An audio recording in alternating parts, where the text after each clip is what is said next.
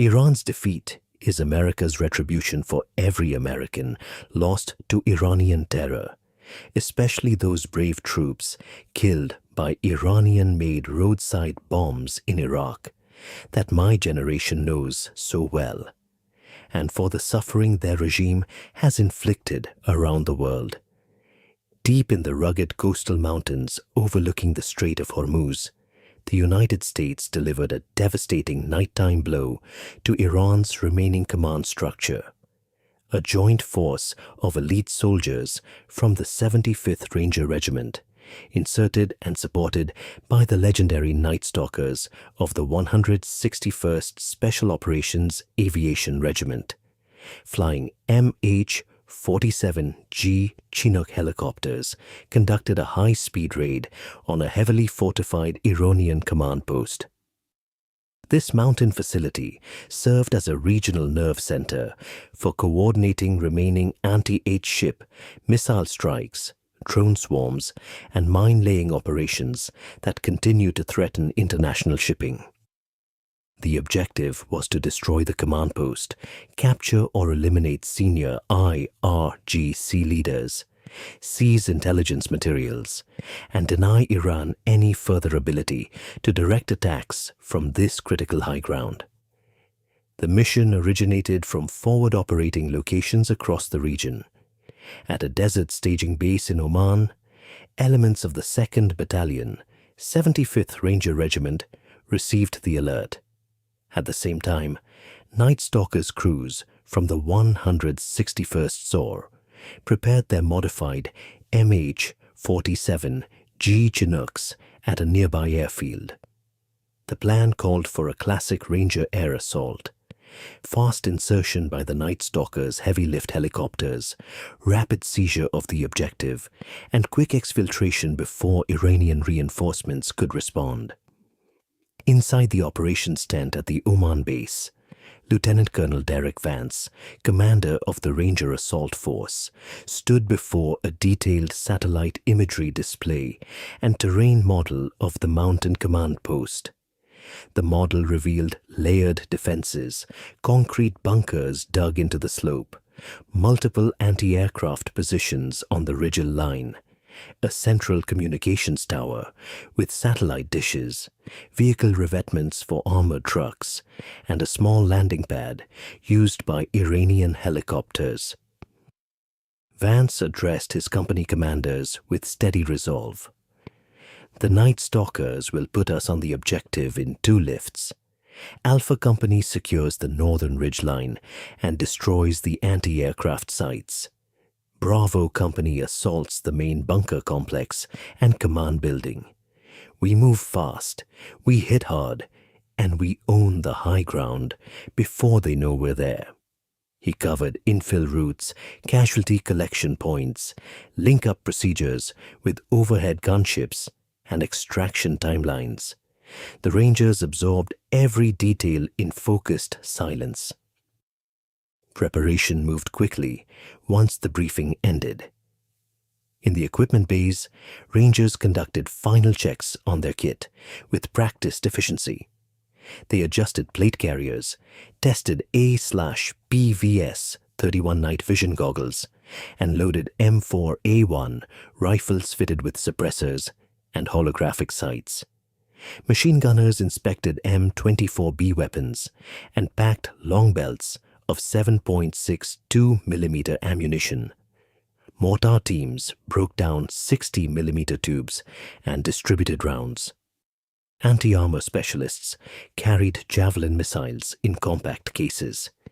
Every Ranger carried extra water, combat trauma kits, demolition charges, and flex cups. The operators moved with quiet confidence. These were the Army's premier direct action raiders, ready for another high-tempo night mission. On the adjacent airfield, the Night Stalkers prepared their MH-47G Chinook. These massive blacked-out helicopters featured extended-range fuel tanks, in-flight refueling probes, advanced terrain-following radar, and a glass cockpit optimized for low-level night flight. Crews ran checks on the twin Textron Lycoming turboshaft engines, tested the M134 miniguns mounted in the forward doors and M240 machine guns in the rear, and verified defensive flare and laser warning system. Loadmasters secured internal fuel bladders and prepared fast rope equipment. The MH-47G were capable of carrying up to 40 fully armed Rangers, each while flying nap of the earth at high speed through mountainous terrain. With everything ready, the raid force launched. The Night Stalkers MH-47G Chinooks lifted off into the darkness, their heavy rotors beating a deep rhythm against the night air. The helicopters flew low and fast, hugging the contours of the coastal hills to avoid Iranian radar. Inside the spacious cabins, Rangers sat along the sides, static lines and fast rope gear ready. The formation crossed into hostile airspace, maintaining strict emissions control. 2 MH-47Gs carried the first lift, while additional aircraft followed in trail for the second wave. The insertion was executed with textbook precision. As the lead MH-47Gs crested the final ridge, they flared dramatically and descended into a small clearing just below command post. Ramps dropped and Rangers bored out, establishing immediate security, while the helicopters lifted off to orbit nearby. The second lift arrived moments later, delivering more troops and heavy weapons. Within 3 minutes, over 200 Rangers were on the ground and moving uphill toward their objectives under the cover of darkness. The assault hit the Iranian command post like a storm. SOAR Alpha Company scaled the northern ridgeline and engaged anti-aircraft positions with accurate javelin strikes and machine gun fire, silencing the threats in seconds. Bravo Company breached the main bunker entrance using explosive charges and cleared the interior with suppressed weapons and flashbangs.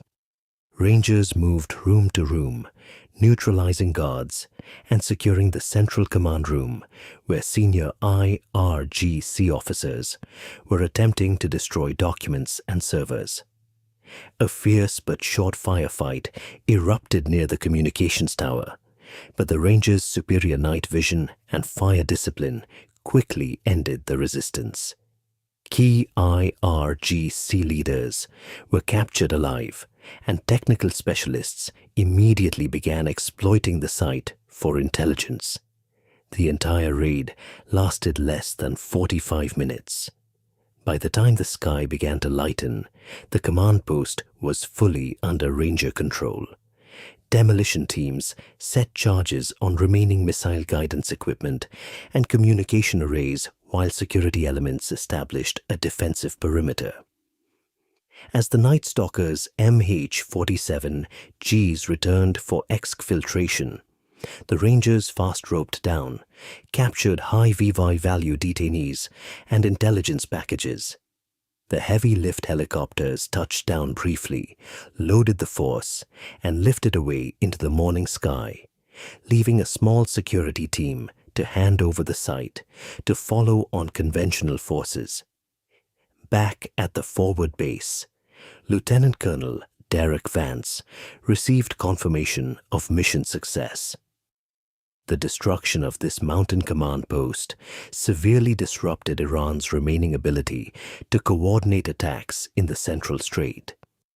Captured intelligence included detailed maps of minefields and drone operating procedures that would aid future operations. Later that morning, additional C-17 Globe master aircraft arrived, carrying reinforcement troops and supplies. As the big ramps lowered, soldiers stepped onto the tarmac, looking out at the desert landscape and distant mountains. For many, this forward base had become their temporary home, a place where they would eat, sleep, and prepare for the next phase of the campaign until the Strait of Hormuz was fully secure. On the captured ridgeline, the Rangers who had stormed the command post stood watch as the sun rose over the sparkling waters below. Lieutenant Colonel Vance looked out across the strait and said to his senior NCO, "We took their eyes and their voice tonight. The high ground is ours. The waters below are safer because of it. The raid sent strong shockwaves through Iranian command.